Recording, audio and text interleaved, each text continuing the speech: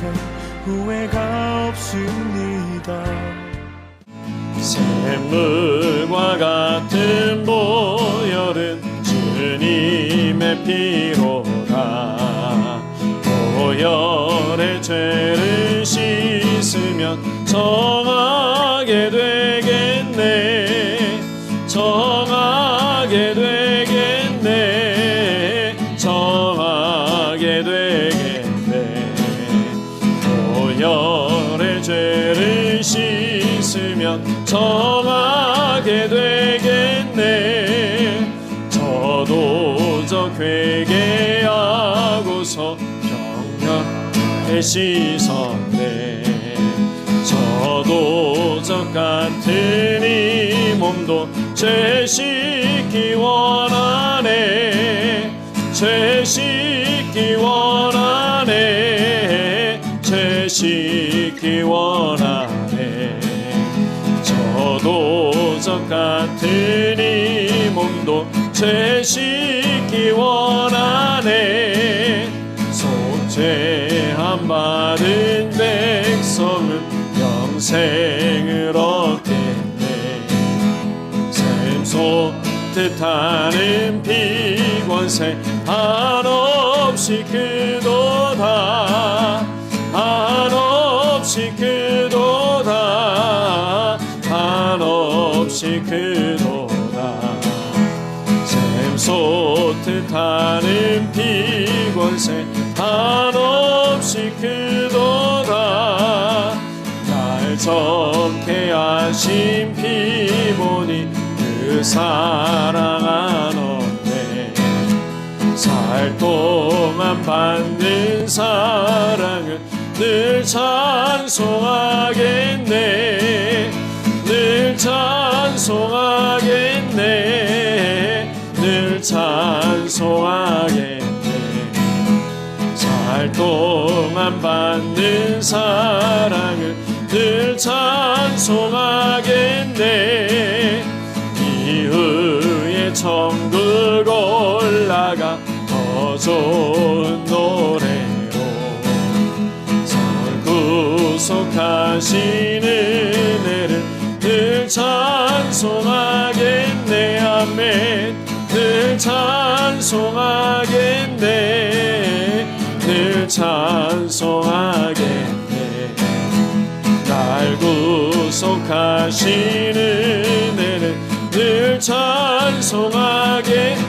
3절 죄속함 받은 백성은 영생을 얻겠네. 샘솟듯 하는 피권세 한없이 크도다. 한없이 크도다. 한없이 크도다. 샘솟듯 하는 피권세 한없이 크도. 날 적게 하신 피 보니 그 사랑 한없네. 살 동안 받는 사랑을 늘 찬송하겠네. 아멘. 늘 찬송하겠네. 늘 찬송하겠네. 살 동안 받는 사랑을 늘 찬송하게. 이후에 천국 올라가 더 좋은 노래로 날 구속하신 은혜를 늘 찬송하겠네. 아멘. 늘 찬송하겠네. 늘 찬송하겠네. 날 구속하신 은혜를 늘 찬송하게. 정하게 되겠네. 정하게 되겠네. 보혈의 죄를 씻으면 정하게 되겠네. 죄 씻기 원하네. 죄 씻기 원하네. 죄 씻기 원하네. 저도적 같은 이 몸도 죄 씻기 원하. 한없이 크도다 한없이 크도다 한없이 크도. 아멘. 뜻하는 피곤새 한없이 크도다. 늘 찬송. 아멘. 늘 찬송하겠네. 살 동안 받는 사랑을 늘 찬송하겠네. 늘 찬송하겠네. 늘 찬송하겠네. 날 구속하시는 은혜를 늘 찬송하겠네. 늘 찬송하겠네. 늘 찬송하겠네.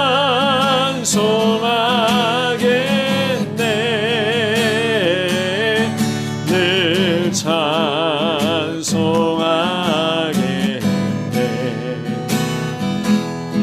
날 구속하시는 은혜를 늘 찬송하겠네. 무명이어도 공허하지 않은 것은 예수 안에 난 만족함이라. 가난하여도 부족하지 않은 것은 예수 안에 오직 나는 부요함이라. 고난 중에도 견뎌낼 수 있는 것은 주의 계획 난 믿기 때문이라. 실패하여도 일어설 수 있는 것은 예수 안에 오직 나는 승리함이라. 난 예수로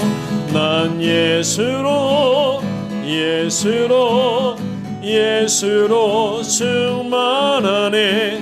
난 예수로 충만하네. 난 예수로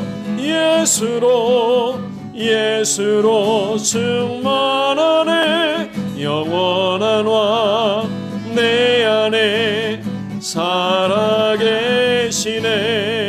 내 몸이 약해도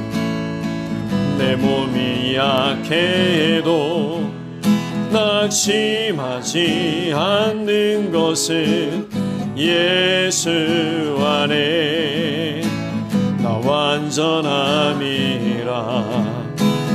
화려한 세상 부럽지 않은 것은 난 예수로 충만함이라. 난 예수로 충만하네.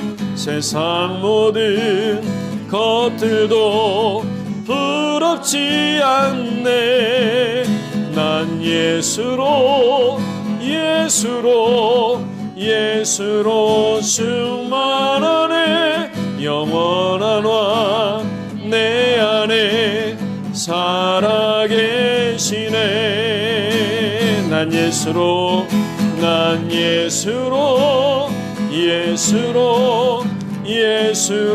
충만하네. 세상 모든 것들 두렵지 않네.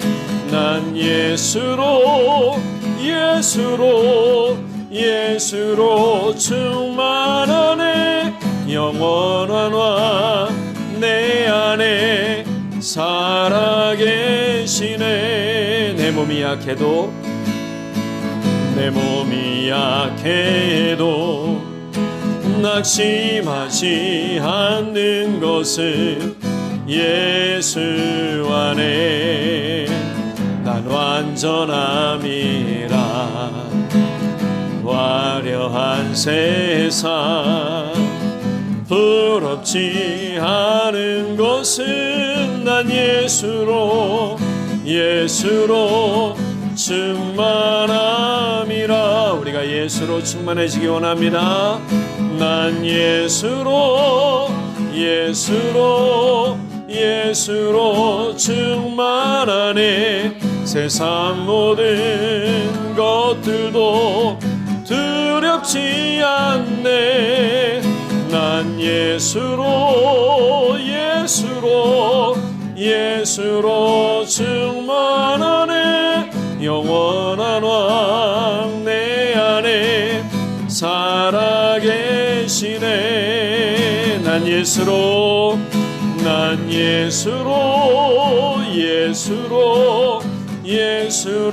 충만하네. 세상 모든 풍파도 두렵지 않네.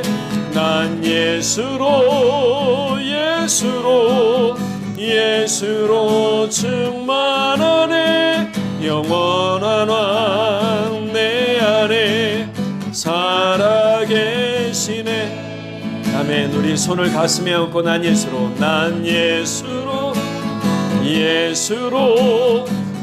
예수로 충만하네. 세상 모든 것들도 부럽지 않네. 난 예수로 충만하네. 영원한 왕 내 안에 살아계시네. 우리 한번 더 고백할까요? 난 예수로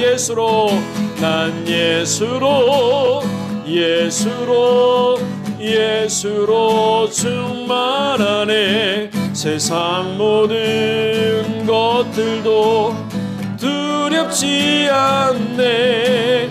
난 예수로 충만하네. 영원한 왕 내 안에 살아계시네. 영원한 왕 내 안에 살아계시네.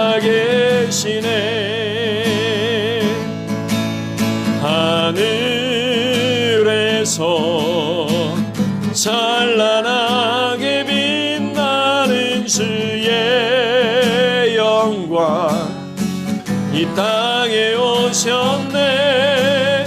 어둠을 밝히고 새 생명 주시네. 영원히 빛나는 나의 예수님 높이 영광과 찬양 받으실 그 이름 나 경배합니다. 슬픔을 거두고 내게 자유 주시네. 기쁨의 노래를 영원한 나의 빛 예수께. 예수 우리들의 밝은 빛 은혜와 긍휼을 베푸시는 주의 길을 따라가는 주의 자녀들에게 항상 밝은 빛을 비추시네. 그는 구원의 주 하나님 공의로 세상을 다스리시네. 주를 경외하는 자들에게 부어주시는 놀라운 주님의 영광. 하늘에서 찬란하게 빛나는 주의 영광. 이 땅에 오셨네. 어둠을 밝히고 새 생명 주시네. 영원히 빛나는 나의 예수님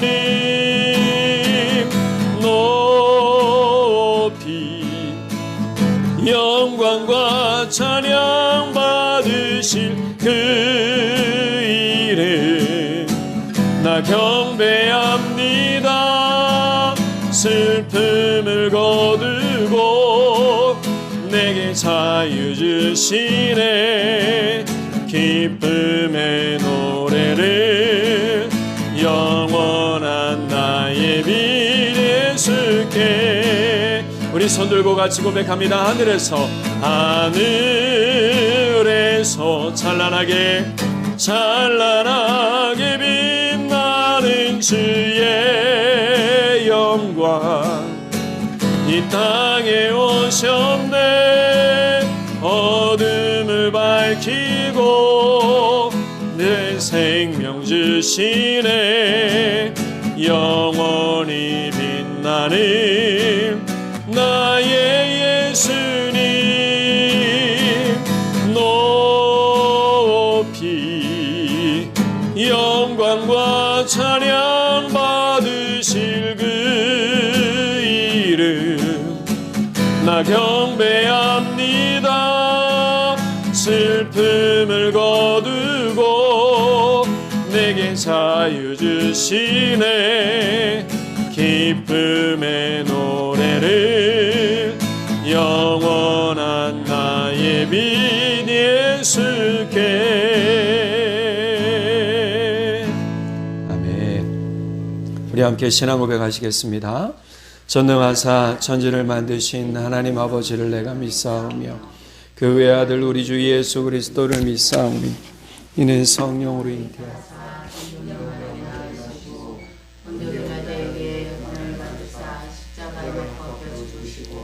장사한 지 사흘 만에 죽은 자 가운데서 다시 살아나시며 하늘에 오르사 전능하신 하나님 우편에 앉아 계시다가 저리로서 산자와 죽은 자를 심판하러 오시리라. 성령을 믿사오며 거룩한 공예와 성도가 서로 교통하는 것과 죄를 사하여 주시는 것과 몸이 다시 사는 것과 영원히 사는 것을 믿사옵나이다. 아멘. 우리 교동문 94번 새 두 번째 말씀을 다 같이 교독하시겠습니다.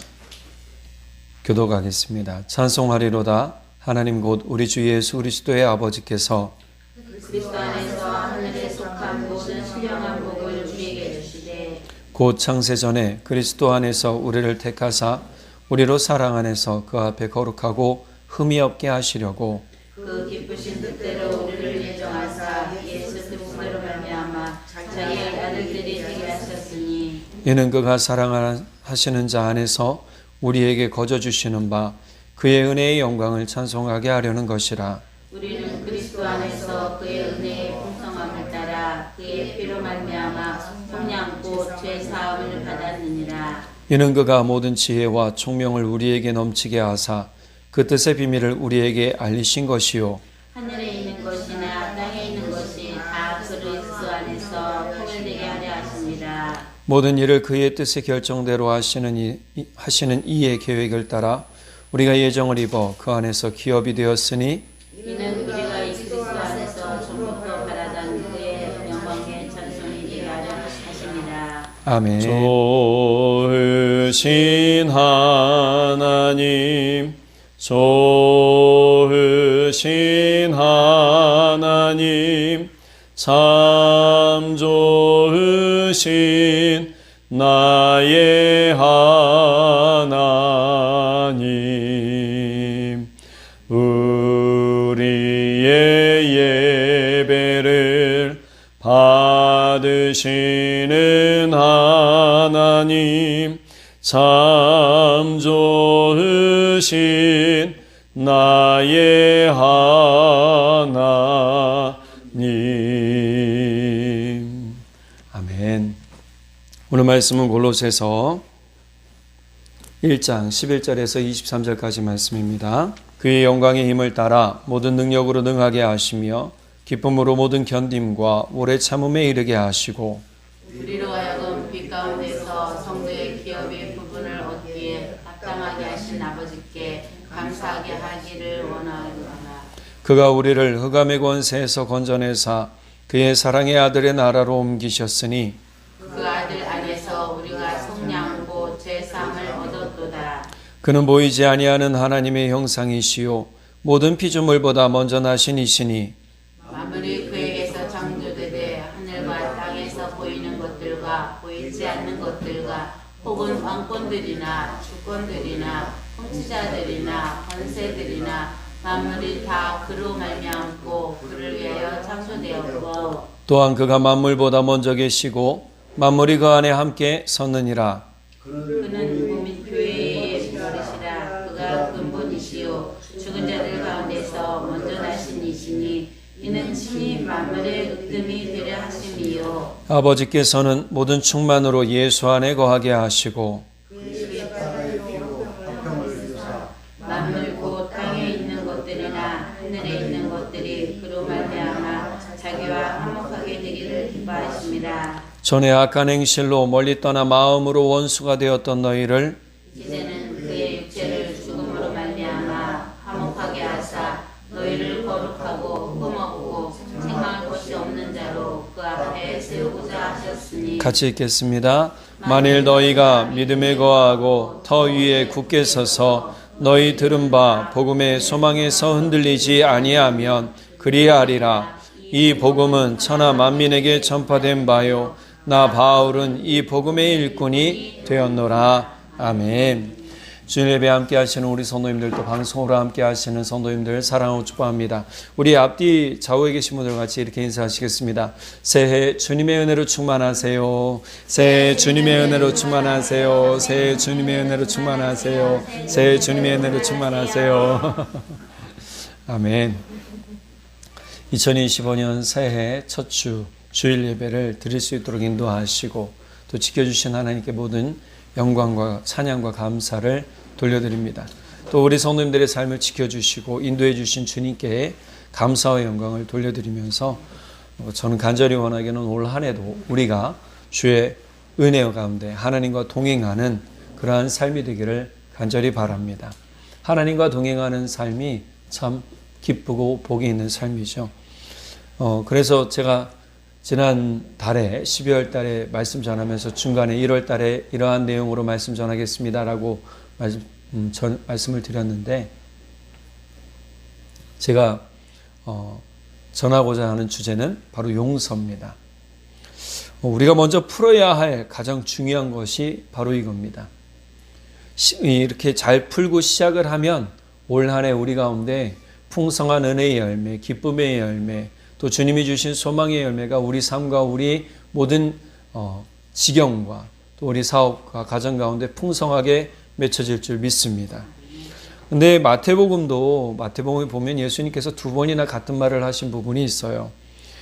마태복음 16장 19절과 18장 18절에서 두 번이나 같은 말씀을 하셨는데 오늘은 18장 18절에 특별히 용서와 관련된 부분의 말씀이 또 있어요. 한번 볼까요? 자, 마태복음 18장 18절 같이 한번 읽어보겠습니다. 진실로 너희에게 이르노니 무엇이든지 너희가 땅에서 매면 하늘에서도 매일 것이요 무엇이든지 땅에서 풀면 하늘에서도 풀리리라. 아멘.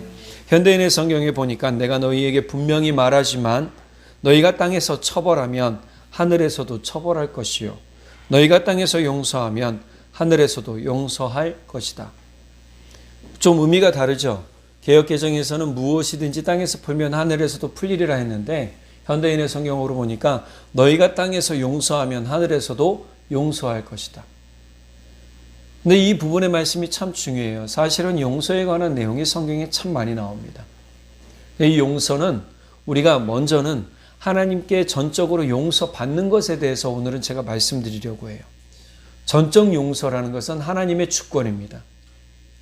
하나님께서 주권적으로 우리를 용서하시기로 작정하셨어요.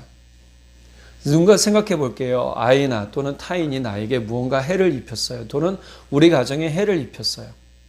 그런데 그래, 우리 옛날 좀 못된 말로 하면 잘 먹고 잘 살아라 이런 얘기 한단 말이에요. 그죠?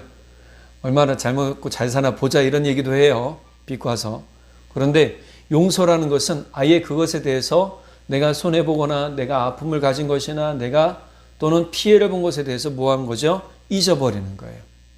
그냥 망각하는 게 아니에요. 용서라는 것은 그것에 대해서 이미 모든 죄를 사해 주는 거예요.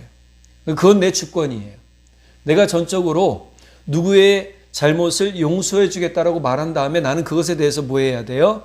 잊어버리는 거예요. 하나님은 우리가 죄인임에도 불구하고 하나님의 주권, 전적인 주권으로 인해서 우리를 용서해 주셨어요. 그게 전적 용서예요. 그런 은혜를 받았다면 여러분 어떤 마음일까요? 성경에 보면 탕감받은 종들에 대한 이야기가 나와요. 주인이 재정을 맡은 관리종이죠. 관리인에게 이제 한 번은 이제 살펴보자고 한 거예요. 근데 이 돈을 맡으면 사람이 늘 그런가 봐요. 성경에도 보니까 돈을 맡으면 이 사람이 이걸 가지고 뭔가 잘못되게 사용을 한 거죠. 그러니까 자기 유익을 취하려고, 자기 이익 남기려고, 주인의 이익을 남겨야 되는데 자기 이익을 남기려고 그걸 가지고 고리대금업을 한 거예요. 성경에 보니까. 그래서 어떻게 해요? 주인이 하루는 이 재정 보고를 받고자 하는데 딱 보니까 이게 이상하거든요. 진짜 큰일 날 일이 생긴 거예요. 어떻게 하느냐, 이 재정관리인이 비탄감을 하기 시작합니다. 야, 너 100개 빚졌지? 그럼 50개만 내. 내가 50개 전적으로 탕감해 줄게. 그래서 어떻게 해요? 모든 재정의 적자를 메워버린 거예요. 그러니 주인이 어떻게 해요? 야, 잘했다. 네가 그렇게라도 해서 이 재정을 메꿨으니, 손해보지 않게 했으니 잘했다. 칭찬은 받았다라는 거예요. 그 이후로 그 재정관리인은 자기 사리 사욕을 채우는데 또 할까요? 못하죠. 여러분, 전적 용서라는 것은 우리가 주님의 주권 가운데 우리가 그냥 용서함 받았다라는 거예요. 어떤 대가를 필요로 하거나 요구하지 않았어요. 용서받는 대가가 뭐가 있었을까요? 네 손가락 내놔라, 네 팔을 내놔라, 네 재산을 내놔라, 이게 아니에요. 용서받는 대가는 딱 하나예요. 예수 그리스도를 믿는 거예요. 그게 전적 용서의 가장 큰 하나님의 방법이셨어요. 그런데 오늘 말씀해 보니까 이 용서가 왜 필요한가? 용서는 화해의 가장 기본이에요. 하나님은 하나님의 피조물인 사람에게 화해의 방법이 무엇인지를 알려주시고 그 방법을 실행하셨고 사람들이 그 방법을 선택하기만 하면 하나님과 화해할 수 있는 은혜의 길을 열어주셨어요. 그런데 이 은혜의 길을 많은 사람들이 거부했습니다. 한번 하나님과 멀어진 사람들은요, 불순종의 영을 따라 하나님을 거부하고 하나님을 인정하지 않고 자기가 만든 신들을 인정하고 그 신을 섬겼어요. 그 신이 뭐예요? 세상에 있는 온갖 잡신이에요. 내가 따르는 신이에요. 재물이 될 수도 있고 물질이 될 수도 있고 돈이 될 수도 있고 명예가 될 수도 있고 여러 가지가 될 수 있는 거예요. 그런데 하나님은 그 외에 모든 것들은 다 뭐예요? 아니라는 거죠. 우리가 십계명에 보면 1계명부터 4계명까지 주 너의 하나님을 섬기고 주 너의 하나님 바라보고 주 너의 하나님 사랑하라라 했단 말이에요. 그럼 이게 왜 중요하냐 하면 이 사랑의 전제에 깔려 있는 것은 용서인데 이 용서가 전적으로 하나님을 인정하는 데 딸려 있는 거예요. 저는 우리 성도님들에게 여쭤볼게요. 우리 성도님들 하나님을 인정하십니까? 하나님이 살아계신 걸 인정하세요? 하나님이 나의 주인인 것을 인정하십니까? 여러분, 그렇다면 여러분, 우리 하나님을 인정하는 그 은혜로 우리가 용서함 받았다라는 사실을 깨달아야 돼요. 그러나 많은 사람들은 사실 이렇게 고백하지 못하고 있어요. 우리가 먼저 알아야 될 것은 우리 안에 있는 불순종이 우리가 죄인 되게 만든다는 사실이에요. 아담과 하와가 하나님 앞에 불순종을 저질렀죠. 그래서 원죄, 죄가 들어왔어요. 불순종은 하나님을 인정하지 않아요. 불순종하는 사람은 하나님을 하나님으로 고백하지 않아요. 예수 그리스도를 나의 주로 고백하지 않아요. 불순종하는 사람은요, 하나님을 기뻐하지 않아요. 바울 사도는 로마에 보내는 편지에서 한 사람이 순종하지 않으므로 많은 사람이 죄인 되었다라고 말하는데 그 한 사람이 누구냐? 바로 아담과 하와예요. 아담이에요, 아담. 처음 하나님이 만드셨던 그 사람이 불순종하여 하나님께 죄를 짓고 에덴 동산에서 쫓겨나서 불순종의 그 결과물을 몸으로 받아들이고 살게 되었다는 거죠. 그래서 우리는 원죄를 가지고 태어났다라고 신학적으로 이야기를 해요. 우리 안에 원죄는 무엇인가? 네, 바로 하나님을 거부하는 불순종, 거부의 영인 거죠. 공동번역에서는요, 이 부분을 정확하게 이야기해요. 불순종이라고 얘기를 해요. 이러한 역사적 일들은요, 성경에 많이 등장합니다. 하나님을 거부하고 하나님께 불순종하는 일들이 참 많이 등장해요. 이러한 불순종은 하나님의 분노를 받을 수밖에 없습니다. 노아 시대 많은 사람에 대해서 다음과 같이 기록하고 있는데, 말씀해 보니까 창세기 6장 11절에서 12절에 하나님이 보시니 세상이 썩었고 무법천지가 되었다. 하나님이 땅을 보시니 썩어 있었다. 살과 피를 그치니고 땅 위에 사는 모든 사람들의 삶이 속속들이 썩어 있었다. 여러분, 사람의 속 사람이 부패하고 썩어버리기 시작하니까 뭐까지도 썩어요? 땅도 썩어 있었다. 땅이 열매를 내지 않아요. 땅이 풍성해지지 않아요.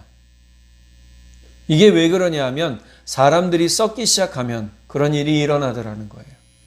우리 삶은요, 우리가 과연 내가 열매 맺고 복된 삶을 살기 원한다라고 말하면서도 하나님께 인정하지 않고 하나님을 향해서 생명 가운데 거하지 않으면 우리는 생명의 열매를 맺을 수가 없더라는 거예요. 왜요? 썩어버려서. 죄인으로 살고 있는 사람들의 모습을 하나님은 두고 보실 수가 없으셨어요. 썩어버린 땅, 썩어버린 사람들을 그냥 두고 보실 수가 없더라는 거예요. 그래서 하나님은 어떻게 하셨냐 하면 노아를 통해 새로운 시작을 하려고 하셨어요. 그리고 진짜로 실행하십니다. 40일 밤낮을 비를 내리게 하시고 홍수를 일으키신 다음에 성경에 보면 물이 터졌다라고 그래요. 우리가 성경 창세기에 보면 중간층에 물이 있는데 이 물도 쏟아져 내리고 땅에서 물이 솟아나서 홍수가 내려왔다. 근데 이 40일 홍수가 어느 정도냐 하면 오늘 창세기 7장 17절에서 24절에 현대인의 성경에서 땅의 홍수가 40일 동안 계속되므로 물이 많아졌다. 배가 땅에서 떠올랐고 물이 점점 불어나자 배가 물 위에 떠다녔다. 물이 땅에 크게 불어남으로 온 세상의 높은 산들이 다 물에 뒤덮이고 말았다. 그리고 물이 거기서 더 불어나 가장 높은 산봉우리에서 약 7m 위까지 덮어버리자. 7m 위까지라고 성경은 구체적으로 이야기해요. 그러면 우리가 지금 가장 잘 알고 있는 가장 높은 산은 어떤 산이죠? 에베레스트. 히말라야, 에베레스트 그러잖아요. 그 에베레스트 산 꼭대기보다 7m 더 높다라는 건 온 세상을 완전히 덮어버렸다는 거예요. 하나님께서 그러므로 어떻게 하셨느냐? 21절. 새와 가축과 들짐승과 땅에 기어다니는 모든 것과 사람 곧 지상에서 살아 움직이는 모든 생물이 다 죽고 말았다. 누구 빼고요? 하나님께서 선택하신 노아의 가족과 그리고 하나님께서 선택하신 각 짐승 암수 한 마리씩 빼고 다 죽어버렸다. 이렇게 해서 물은 150일 동안 땅을 뒤엎고 있었다. 150일이 지난 다음에야 물이 어떻게 해요? 빠지기 시작했더라. 그러니까 하나님은 사람들을 처음에 어떻게 해요? 채찍으로 다스리신 것 같아요. 사실은 사랑의 하나님이라고 우리가 말하잖아요. 하나님이 사랑하셨다는 걸 어디서 많이 봐요? 하나님께서 가인을 용서해 주신 것. 그리고 그 고통을 가지고 있던 아담과 하와에게 셋이라는 아들을 주시고 또 가인도 죽임당하지 않고 타 지역에서 살게 하시고 가족을 꾸려가게 하셨어요.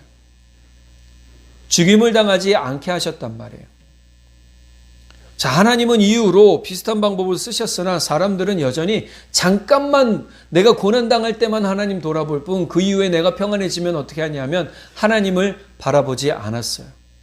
하나님을 인정하지 않았어요. 하나님을 섬기지 않고 여전히 자기 마음대로 자신들이 만든 우상을 사랑하고 그것들을 섬기며 그것들의 절까지 했어요. 그래서 하나님 다른 방법을 쓰시기로 작정하셨습니다. 바로 자신의 아들을 사람으로 보내시기로 했어요. 바울 사도는 이렇게 이야기합니다. 갈라디아서 4장 4절에서 5절에 말씀 한번 볼까요? 시작. 때가 차에 하나님이 그 아들을 보내사 여자에게서 나게 하시고 율법 아래에 나게 하신 것은 율법 아래에 있는 자들을 속량하시고 우리로 아들의 명분을 얻게 하려 하심이라. 아멘. 때가 차서 하나님의 아들을 우리에게 보내주셔서 우리가 율법 아래 난 죄인의 육신을, 죄인의 삶을, 죄의 삶을 다 용서받게 하시고 우리로 하나님의 아들의 명분을 얻게 하셨다는 거예요. 그래서 요한복음 3장 16절에 보면 하나님의 아들을, 하나님을 믿는 자마다 모두 뭐예요? 하나님의 자녀가 되는 권세를 주셨다. 그러니까 우리가 하나님의 자녀가 되는 권세는 그냥 얻어지는 건 아니에요. 내가 예수를 제대로 믿고 제대로 섬겨야 되는 은혜가 있는 겁니다. 하지만 예수님의 예화처럼 포도농장에 대한 욕심들 때문에 종들이 아들을 죽인 것에 대한 이야기가 나와요. 그것들처럼 욕심 때문에 어떻게 해요? 결국 많은 사람들은 예수님을 십자가에 못 박아 죽이죠. 그런데 여기서 우리는 가장 큰 은혜를 깨닫게 됩니다. 하나님은 예수님의 죽으심을 미리 계획하셨고 예수님께서 죽으심으로 하나님의 완전한 전적 용서가 무엇인지를 알게 하셨다는 거예요. 예수 그리스도를 믿고 회개하는 모든 사람마다 용서받는 은혜를 주신 겁니다. 사도 요한은 이것을 하나님의 아들이 되는 권세를 얻는 거라고 이야기를 해요. 오늘 본문에서 바울 사도가 말한 것을 다시 한번 보도록 할까요? 13절 14절 시작. 그가 우리를 흑암의 권세에서 건져내사 그의 사랑의 아들의 나라로 옮기셨으니 그 아들 안에서 우리가 곧 속량 곧 죄사함을 얻었도다. 보세요. 우리가 흑암의 권세라는 건 어두움이에요. 내가 두 눈 반짝 뜨고 살고 있지만 우리 옛날 그 어른들 말하면서 아주 오래적이죠. 서울 가면 눈 뜨고도 코 베어 간다는 말 있었잖아요. 근데 이런 것처럼 속이고 속는 어두움의 세상 가운데 사단이 우리를 속이고 사단이 우리 광명의 천사로 위장해서 우리 가운데 와서 우리를 넘어뜨리게 하고 우리가 어두움 가운데 살면서도 빛 가운데 사는 것처럼 착각하게 만드는 그 가운데 우리가 예수를 바라보면 우리가 진짜 어둠에서 벗어나서 진짜 밝은 빛 가운데 있어 우리가 하나님의 아들의 나라로 옮기셨다. 하나님의 아들의 나라라는 것은 곧 하나님 나라를 말하는 거예요. 하나님 나라로 옮기셔서 어떻게 해요? 우리가 속량 곧 죄사함을 받게 하셨다. 여러분 이건 놀라운 은혜입니다. 하나님의 계획이 무엇인지 매우 확실해졌어요. 예수 그리스도를 믿는 그 사람은 이 어둠 가운데 살지 않도록 빛의 영역으로 건져주시고 예수 그리스도께서 왕으로 계신 나라로 우리를 옮겨주셨단 말이에요. 곧 저주에서 축복으로, 사망에서 생명으로, 슬픔에서 기쁨으로 할렐루야 옮겨주셨다는 거예요. 어떻게 해요? 내가 예수 믿음으로 예수 그리스도를 우리에게 주심으로 그런 일들이 일어났다라는 거예요.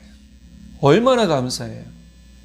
이거는 전적으로 진짜 놀라운 전적 용서의 방법입니다.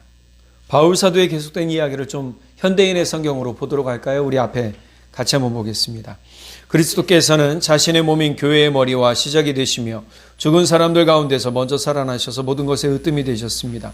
이것은 하나님께서 기꺼이 모든 것을 그리스도 안에 충만하게 하시기 때문입니다. 20절 같이 한번 읽어볼까요? 그리고 하나님은 그리스도께서 흘리신 십자가의 피로 평화의 길을 열어 하늘에 있는 것이든 땅에 있는 것이든 모든 것을 그분을 통해 자기와 화해하게 하셨습니다. 네. 아멘. 21절 볼게요. 여러분은 전에 여러분의 악한 행실 때문에 하나님을 떠나 마음으로 하나님과 원수가 되었습니다. 그러나 이제는 하나님이 그리스도의 육체적인 죽음을 통해 여러분과 화해하셨습니다. 이것은 여러분을 거룩하고 흠이 없고 책망할 것이 없는 사람으로 자기 앞에 세우기 위한 것입니다. 20절과 22절의 말씀이 지금 연결이 돼요. 20절 뭐 했어요? 예수 그리스도의 십자가의 피로 평화의 길을 열어놓으시고 하늘에 있는 것들이나 땅에 있는 것들이 모든 것들이 그분을 통해 자기와 화해하게 하셨고 22절 그러나 이제는 하나님이 그리스도의 육체적인 죽음을 통해 여러분과 화해하셨습니다. 이것은 여러분을 거룩하고 흠이 없고 책망할 것이 없는 사람으로 자기 앞에 세우기 위한 것입니다. 우리가 예수 그리스도 십자가 보혈의 은혜 가운데 서 있으면 우리는 전적 용서의 은혜를 받게 되는 거예요. 할렐루야. 믿으시기 바랍니다. 내가 그동안 어떻게 살았는 게 중요한 게 아니에요. 내가 그동안 어떤 마음으로 가졌던 게 중요한 게 아니에요. 내가 예수 믿는 순간, 내가 예수와 함께 사는 순간, 내가 예수 십자가에 같이 못 박여 죽고 예수로 다시 사는 순간 우리는 새로운 삶의 은혜를 경험하게 되는 것입니다. 그러나 여기서 우리가 좀 몇 가지 사도 바울이 이야기하는 핵심을 좀 봐야 될 것 같아요.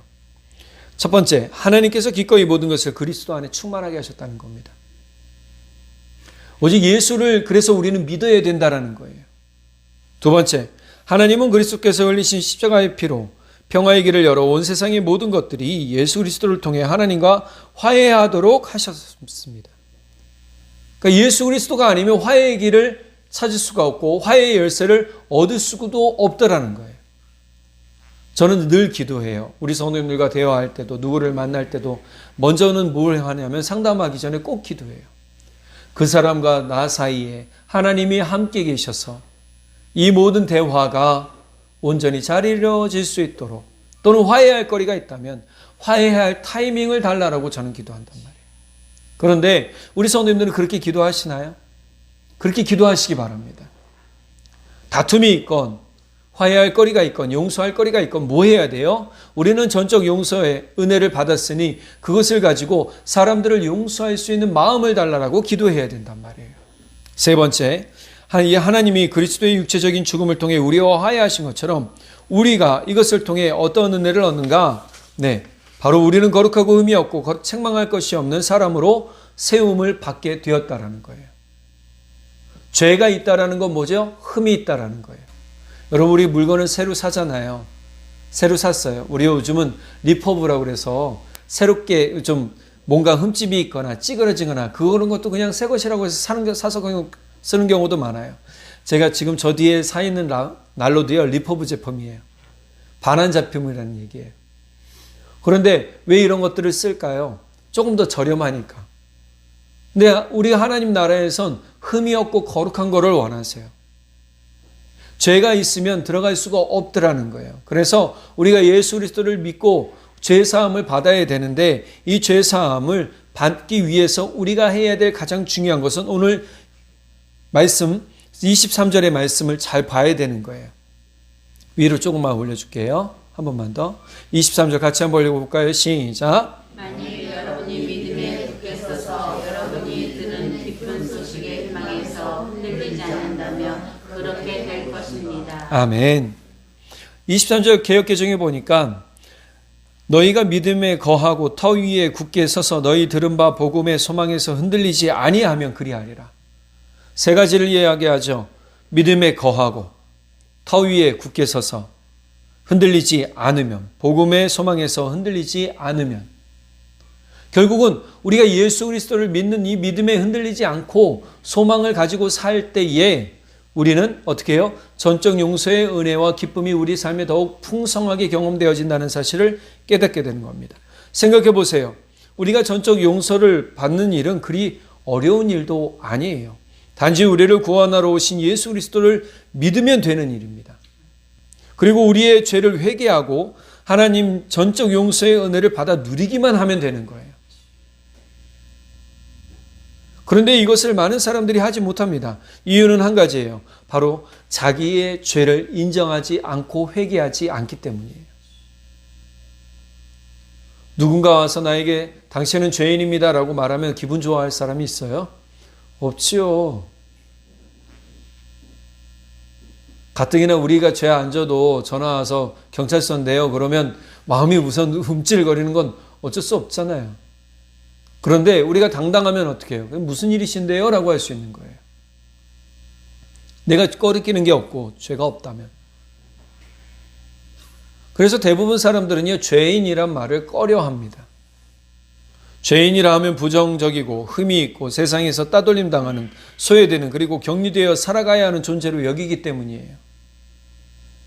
하지만 예수님의 말씀을 잘 들어보세요. 누가복음 5장 32절. 내가 의인을 부르러 온 것이 아니요 죄인을 불러 회개시키러 왔노라. 현대인의 성경 같이 한번 읽어볼까요? 시작. 나는 의로운 사람을 부르러 온 것이 아니라 죄인을 불러 회개시키려고 왔다. 예수님은 분명하게 예수님이 오신 목적을 말씀하세요. 그게 뭐예요?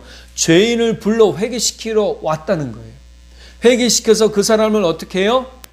심판하러 온 게 아니에요. 회개시켜서 하나님 나라로 옮기게 하기 위해서, 하나님의 자녀되게 하기 위해서 오셨다라는 거예요.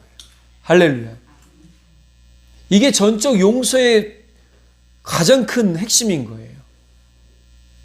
하나님 예수님이 사람들을 심판하러 오신 게 아니라는 것은 뭐냐면 구원하러 오셨다라는 거예요. 건지러 오신 거예요. 오늘 저와 우리 성도님들을 건지셔서 하나님 나라, 그 복의 나라에 우리가 거하게 하시고 살게 하시고 이 땅 가운데서도 그 소망 가운데 살아서 든든히 하나님 주신 생명의 소망, 은혜의 소망, 기쁨의 소망을 가지고 살기를 원하신다라는 사실을 분명하게 말씀하고 계시단 말이에요.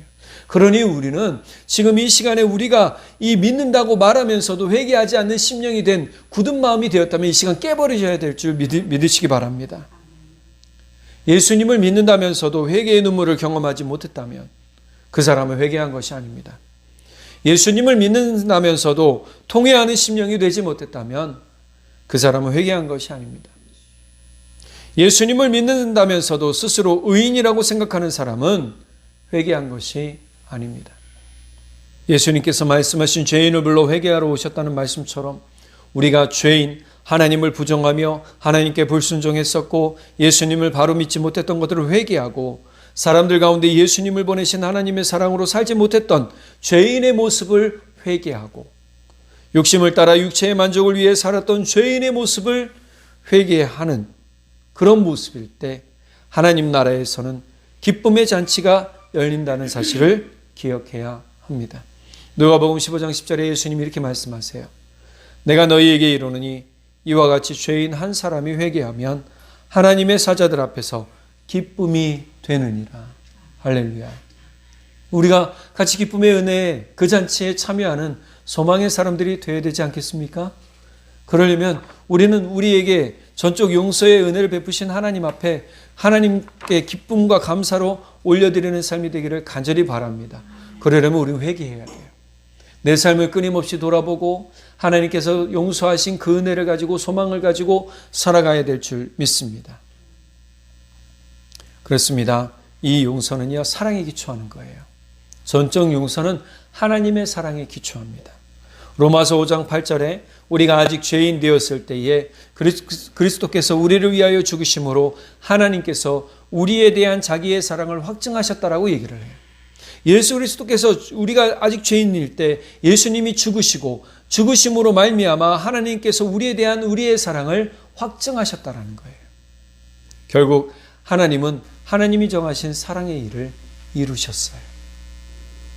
가장 중요한 것은 이 전적 용서의 은혜가 있는 사람 또한 그 사랑을 믿는 사람들은요 하나님의 나라에 들어갈 것이며 하나님의 자녀라 일컬음을 받게 됩니다. 이것을 양자의 영을 받았다라고 말합니다. 이 전적 용서의 은혜는 우리가 노력해서 얻은 것이 아닙니다. 또 우리의 힘으로 된 것도 아니에요.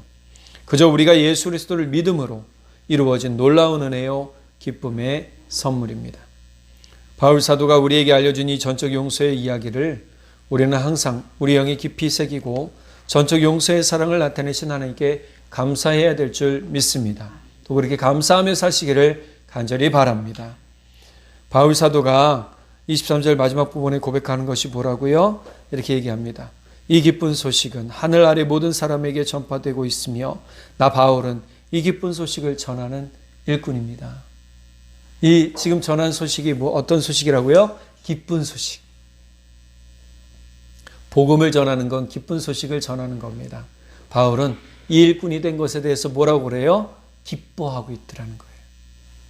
저는 우리 모두가 이 전적 용서의 은혜를 가지고 하나님 나라에서 함께 살게 된 것에 대한 소망을 가지고 우리가 함께 기뻐하면서 이 소식을 전하는 사람들이 되기를 간절히 바랍니다. 바울은 이 전적 용서의 은혜를 경험한 사람으로서 이 전적 용서가 얼마나 놀라운 비밀이자 놀라운 선물인지를 자신의 경험을 통해 간증함으로써 많은 사람들이 하나님의 전적 용서를 받아야 함을 깨닫게 해주고 있습니다. 그렇습니다. 우리는 예수 그리스도를 온전히 믿음으로 하나님의 전적 용서의 사랑을 경험할 수 있게 되었습니다. 아직 이 전적 용서의 사랑을 경험하지 못한 것 같습니까? 나 아직 죄인이라서 하나님이 날 사랑하는지 모르겠는데요. 그런 분도 계세요? 걱정하지 마세요. 우리는 이미 예수 믿음으로 용서받았습니다. 이제 우리가 해야 할 것은 앞서 말한 죄인인 것을 인정하는 것과 회개를 통한 우리의 영의 변화, 생각과 마음의 변화, 삶의 변화를 통해 우리가 하나님 나라의 은혜를 이 땅에서 경험하도록 사는 것입니다. 로마서 2장 29절 말씀 같이 한번 읽어보겠습니다. 오히려 마음에 참된 변화를 받은 사람이라야 참 유대인이며 기록된 율법이 아닌 성령님에 의한 마음의 할례가 진정한 할례입니다. 이런 사람은 칭찬을 사람에게서 받는 것이 아니라 하나님에게서 받습니다. 아멘. 자, 이제 하나님께 칭찬받으시는 분들 되시기 바랍니다. 전적 용서는 하나님의 주권입니다. 그러나 그 주권 아래에 서 있는 것은 바로 예수 그리스도를 믿는 사람들입니다. 우리 모두가 예수 그리스도를 온전히 믿어서 하나님께서 주시는 전적 용서의 은혜를 받고 또 그 기쁨을 전하는 우리 모든 복된 삶이 되기를 간절히 축복합니다. 기도하겠습니다. 사랑의 하나님 아버지 참 감사합니다. 우리에게 하나님 전적 주권의 용서를 주시고 우리가 예수 그리스도를 믿음으로 말미암아 우리가 용서함 받게 된 것이 얼마나 큰 은혜인지 모릅니다. 주님, 그러나 아직까지 우리 안에 주님이 원하시는 바 거룩한 모습으로의 회복은 아주 더디기만 합니다. 주님, 우리가 예수 그리스도 보혈로 우리 죄를 씻김받은 것과 더불어 우리도 주님을 닮아가 주의 거룩하심을 온전히 본받고 살아가는 우리 모두 될 수 있도록 성령 하나님 도우시고 인도해 주십시오. 주님께서 소명하신 또 소망하신 그 모든 하나님 나라의 자녀들의 권세의 삶을 우리가 받아 누리게 하시고 주의 소망의 기쁜 소식을 우리가 전하는 사람들 되도록 성령 하나님 담대히 우리 마음 붙들어 주십시오. 믿고 감사드리며 우리 주 예수 그리스도의 이름으로 기도드렸습니다. 아멘. 하늘에서 찬란하게 빛나는 주의 영광 이 땅에 오셨네. 어둠을 밝히고 새 생명 주시네. 영원히 빛나는 나의 예수님 높이 영광과 찬양 받으실 그 이름 나 경배합니다. 슬픔을 거두고 내게 자유 주시네.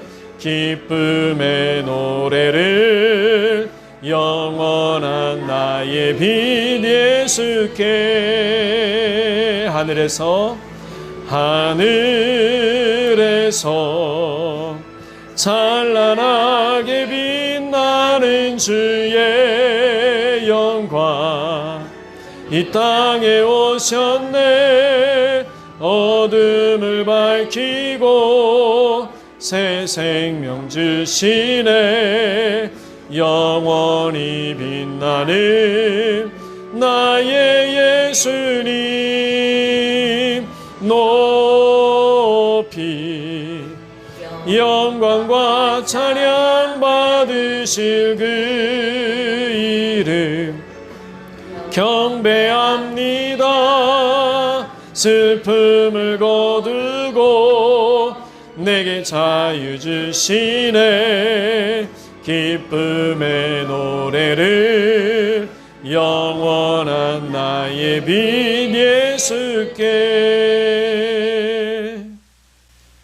지금은 우리 주 예수 그리스도의 크신 은혜와 하나님 아버지의 무한하신 사랑하심과 성령 하나님의 붙드시고 인도하시는 크신 은혜가 오늘 주님의 전적 용서를 감사하며 찬송하며 영광 올려드리는 주의 성도들과 그 가정과 자녀들 위해 지금부터 영원토록 함께 하시기를 간절히 축원하옵나이다.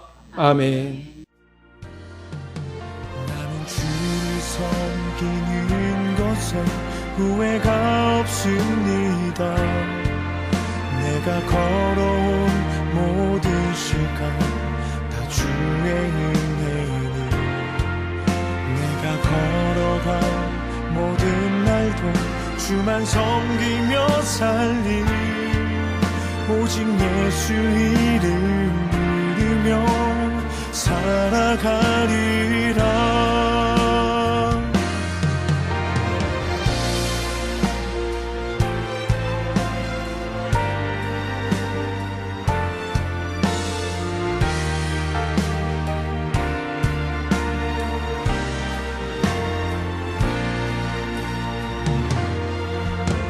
이 세상 살 동안 내가 걷는 길이 때론 험하여서 넘어질 때도 주의 강한 손이 나를 붙드시니 나는 예수님만 주로 섬기며 살리. 주를 섬기는 것에 후회가 없습니다. 내가 걸어온 모든 시간 다 주의 은혜니 내가 걸어간 모든 날도 주만 섬기며